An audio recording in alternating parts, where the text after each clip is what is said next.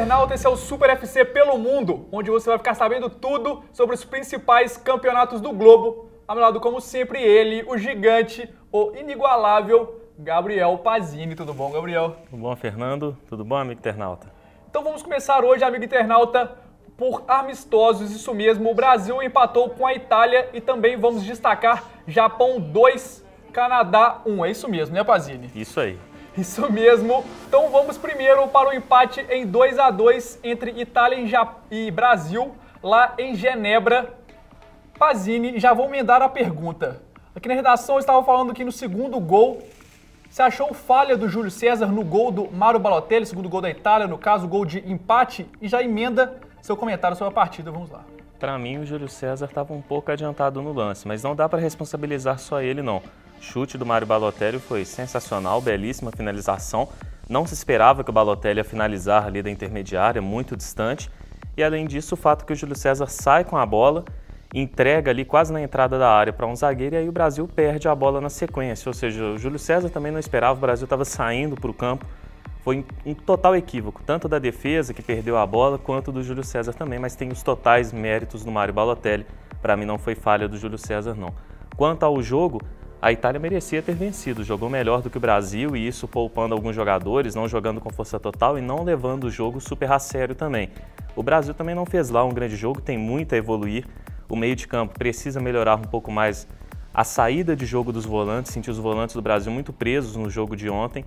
E também ali as laterais, o Brasil tudo bem, não estava ali com a lateral esquerda definida, a lateral titular, mas tem que evoluir um pouquinho mais também. As laterais do Brasil tem que fazer aquela velha situação da escolinha de futebol, né? Sobe um lateral, fica o outro. O Brasil está tendo alguns erros de posicionamento que com o tempo, mais entrosamento vão se adquirindo, mas é uma seleção que não passa muita confiança, ainda não está pronta a seleção brasileira. Na lateral esquerda, o Marcelo até entrou bem, né, Pazini? No finalzinho do jogo ali, assim como o Kaká também entrou no segundo tempo, os dois jogadores deram uma dinâmica diferente, né? Acho que o Marcelo entrou até melhor que o Kaká, ainda mais porque o Kaká entrou meio numa roubada, né? Entrou um pouco na roubada, né? O Kaká que não vem jogando sempre também na equipe do Real Madrid, nos principais jogos, fica no banco de reservas, e aí tem essa situação. Fora que, para mim, Kaká não seria meio-campista na seleção brasileira, nem no banco de reservas atualmente. Não. No lugar do Kaká, teria convocado, por exemplo, o Ronaldinho, ou então algum outro jogador aí. É um jogador que atualmente, é um craque de bola, pode vir a recuperar seu espaço, mas atualmente, para mim, não tem espaço na seleção. Realmente, e tivemos também Japão 2, Canadá 1. O que você pode falar desse jogo? Você falou antes aqui.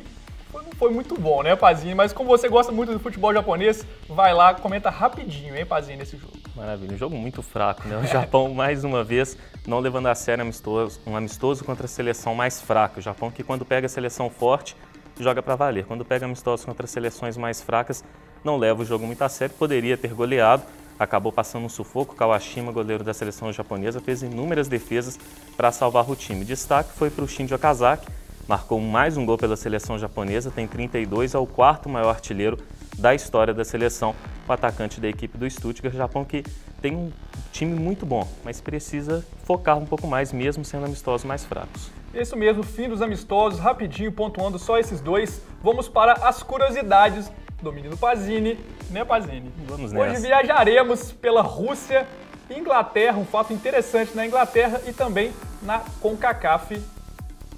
Teremos semifinais da CONCACAF, né, Pazini? Definido já. Começando então pela Premier League russa, Pazini. Tivemos alguns jogos que vamos destacar. Vamos tacar na tela aí, Faustão, rapidinho. Tivemos a Spartak de Moscou 0-0 contra o Lokomotiv. O Kuban empatando em 1-1 com o Dinamo Moscou. O CSKA se isolando ali na liderança, ganhando do Krasnodar. Você tá de sacanagem comigo, né, Pazini? Mas vamos lá. Terek empatando em 0-0 com o Rubin Kazan. E o Zenit ganhando de 1-0 do Mordóvia. Acho que o principal é esse clássico, não sei se posso chamar de clássico, de Moscou. E o CSKA avançando ali um pouco, pegando uma vantagem na liderança, né? O que você pode destacar, então, do russo? Vai lá. Maravilha. A equipe do CSKA Moscou com uma rodada perfeita, consegue abrir 7 pontos de vantagem na liderança do campeonato, está na briga pelo título com o Anji e também com a equipe do Zenit. O Zenit, com toda aquela crise, problemas de torcida, relacionamento de jogadores, e aí o Zenit, que tem um grande time, na minha opinião, até superior ao do CSKA, não vai muito bem, vai escorregando, vacilando no campeonato russo. O CSKA, que tem uma baita equipe, Zagoev, o Wagner Love brasileiro, tem o Musa, tem Keisuke Honda também, muitos bons jogadores, lidera o campeonato e vai dando mostras de que será o campeão. Destaque fica muito por conta desse clássico também, de Moscou. Moscou que tem vários clássicos, né? Tem o Spartak, CSKA, Lokomotiv, enfim, tem vários times lá na cidade.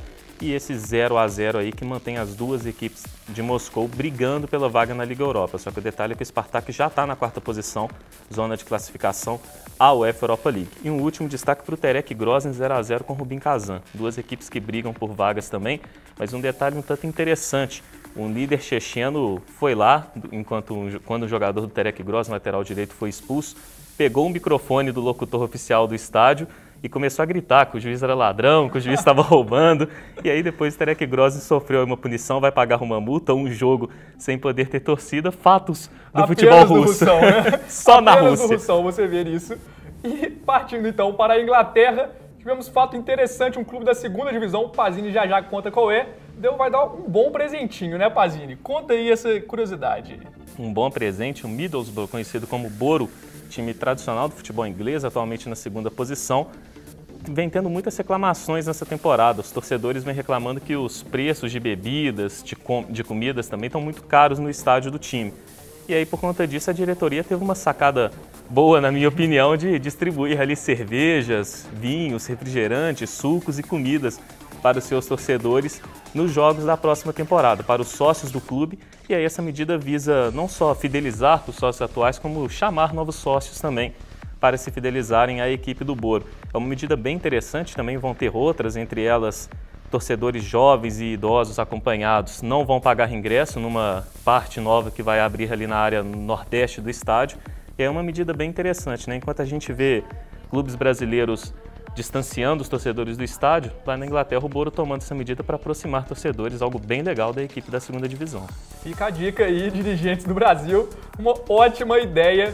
Partindo então para as semifinais, para fechar aqui o Super FC pelo Mundo, as semifinais da CONCACAF. Pazini, vou ler ainda os 4 das quartas de finais. Vamos lá, Faustão, na tela. Tivemos Santos Laguna 3-0 em cima do Houston Dynamo. O Monterrey empatando com o Xelaju, mas como havia ganhado a primeira partida, empatou em 1-1. Como havia ganhado a primeira partida, passou. O Seattle Sounders ganhando de 3-1 do Tigres e o Galaxy ganhando de 4-1 do Herediano. Então, também já pode tacar na tela aí, Faustão. Vamos emendar? Yes. Emendando, então, já as semifinais, teremos Seattle Sounders e Santos Laguna e Galaxy contra Monterrey. Primeiro, Pazini, fala aí das quartas. O que você pode destacar desses 4 jogos?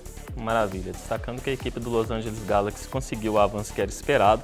O time estava sem o Landon Donovan, ainda se recuperando sem o Beckham, que deixou a equipe estar no PSG. E aí teve grande atuação de um dos astros da equipe, o Robbie Keane, atacante irlandês, que nesta semana descobriu um fato bem interessante. Ele é primo do Morrissey, aquele cantor inglês que era vocalista do The Smiths. Ele descobriu isso nessa semana, do nada. Assim, bem interessante, o lendário Robbie Keane. Também destaque para a equipe do Santos Laguna, conseguindo um avanço importante, vencendo um confronto difícil, com destaque para o Marc Cross, jogador revelado pelo Barcelona, que faz parte do elenco do Santos Laguna, tendo grande atuação e marcando gol. Nos outros jogos também, o Monterrey, atual bicampeão, avançando como é esperado, e também o Seattle Sounders. Não dá para apontar um favorito aí nas semifinais, confrontos bem equilibrados, inclusive clássicos, Estados Unidos contra México nos 2 confrontos, e o grande destaque, é claro, é para Monterrey e Los Angeles Galaxy. São os 2 grandes favoritos ao título. Los Angeles Galaxy tem um baita time e o Monterrey é o atual bicampeão da Liga dos Campeões da CONCACAF, que vale vaga no Mundial Interclubes. Isso mesmo, fechando então o Super FC pelo Mundo, já agradeço o Pazini. Obrigado, Fernando. Obrigado, amigo internauta. E como sempre, acesse o www.superfc.com.br ou então siga no Twitter o @super_FC. Curta, compartilhe, mande para longe essa alegria do Super FC pelo Mundo. Muito obrigado e até mais. Tchau, tchau.